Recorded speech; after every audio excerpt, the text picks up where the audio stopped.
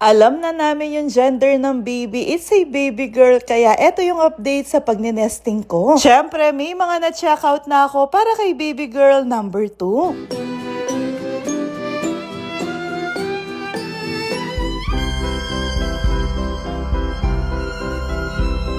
Hi, mga Marikoy! Kanina nga pala, hindi ngayon. Pagkabangon ko sa kama, wala na sa tabi ko si Daddy Tano at Jace. Weekends ngayon at pumunta si Daddy Tano sa pangalawang bahay. May kukunin siya, kaya sinama niya si Jace. Pagkatapos kong ayusin yung kama, chinek ko na muna yung BP ko. 3 times a day, ginagawa ko ito, mga Marikoy. Minomonitor ko yung BP ko. Fairness naman, hindi na siya tumataas ngayon. O, sinayos ko na muna yung mga cord na nakakalat dito at chinarge ko yung mga power bank. Wala sa amin si Ate Christine tuwing weekends, kaya wala akong kasama ngayon, wala akong mahasahan at wala akong mauutusan. So nga pala ako sa closet namin para magpalit ng damit para kasi ako naka-duty sa hospital dun sa suot kong pantulog. At every morning, chinecheck ko lagi yung tiyan ko, tinitignan ko kung merong pagbabago. Tuwing umaga kasi pagkagising, wala pa akong kinain, kaya yan na yan mismo yung pinagbubuntis ko. Katapos ko nagilamos, nag-skincare na ako at Cetaphil nga pala yung ginagamit ko na toner. Tapos naglalagay nga din pala ako ng serum galing ito sa Blanc Pro ng Beauty Derm. Kahit nung hindi pa ako buntis, ginagamit ko na yan. Sa cream naman, mga Marikoy, Cetaphil din ulit. Pagkatapos, bumaba na ako. Teto nga yung bumungad sa akin. Umaga-umaga, napakadaming kalat dito sa kusina namin. Si Daddy Tano, masipag siya mamalengke at magluto, pero masipag din siya magkalat. Aga siya nagising kanina na malengke siya, tayo na ngayon nangyari sa kusina namin. Ernel, sinugasan niya naman yung mga plato, mga Marikoy, pero hindi lahat dahil napakadami pang nakakalat dito. Sanay na ako sa kanya kasi ganun talaga yung mga lalaki. Pag lalaki yung mga naguhugas at nagliligpit, mga Marikoy, mabilisan. Bumili nga pala siya ng isang tray ng itlog kay Daddy D, mga Marikoy, dahil wala na kaming mga itlog at nilagay ko na nga dito sa lagayan. Para maidiretso ko na sa rep namin. Ang lalaki ng mga itlog nila at mura lang to. Tamang-tama yung pangalan ng store nila, Betloga ni Daddy D.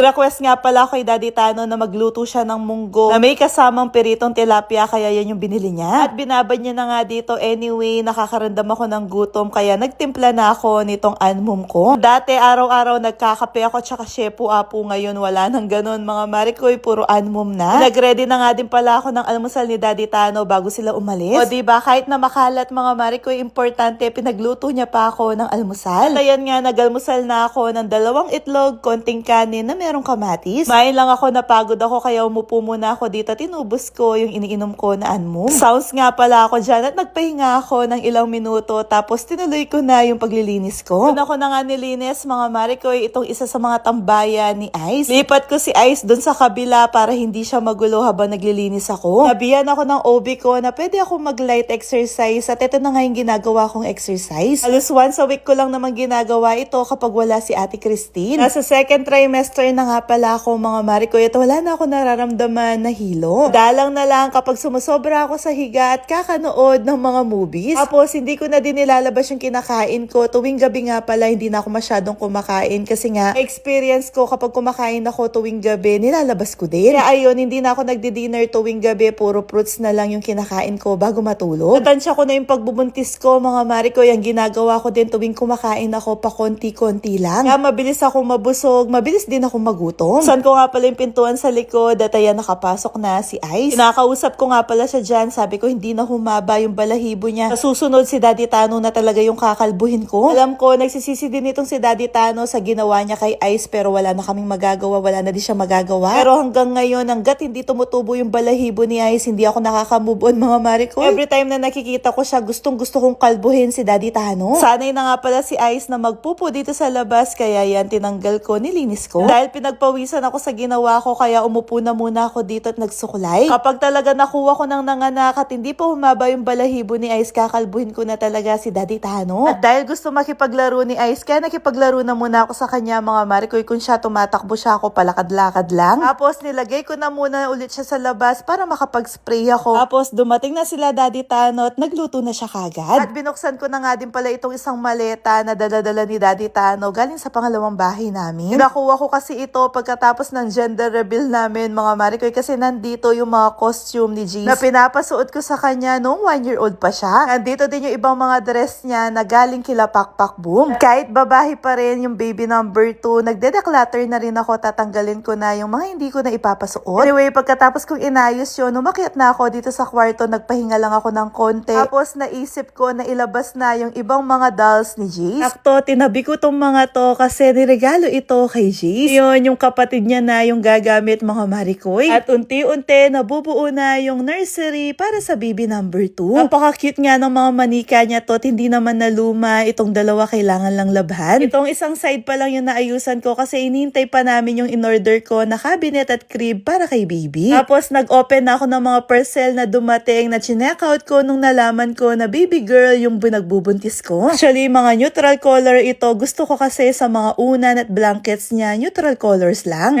Terno ko nga din pala, mga Marikoy, sa unang na-order ko. Itong pangalawang parcel naman, mga pambalot kay baby na may kasama ng cap. At eto, puro kulay pink na yung mga binili ko. At nung nag-celebrate kami ng gender reveal, mga Marikoy, nag-mall kami nila Daddy Tan at namili na ako ng mga damit na pang newborn. Puro puti yung mga pinili ko kasi mga pambahay at pantulog niya yan. Bumili nga din pala si Daddy Tano ng damit para sa baby girl niya. Tapos namili na din ako ng mga romper na kulay puti lahat. Pag namimili ako ng damit na pang newborn, mga Marikoy, tinitignan ko din yung tela. Tapos ayan, inayos ko na muna, pinagsama-sama ko na muna dito sa box. Oo, mga Marikoy, wala pang 7 months yung pinagbubuntis ko. Namili na ako ng mga damit niya at gamit. Na-explain ko na dati na hindi ako naniniwala sa mga pamahihin. Dahil once na ako naniwala pero maaga pa rin lumabas si Jace. Mas worse pa yung nangyari, lumabas siya na walang kagamit-gamit, sumakto pa na pandemic na mahal lahat ng gamit. Kaya ayoko nang maulit yon, ayoko nang ma-experience ulit. Kaya ngayon habang maaga pa at kaya ko pa, nagre-ready na ako ng pakonti-konti.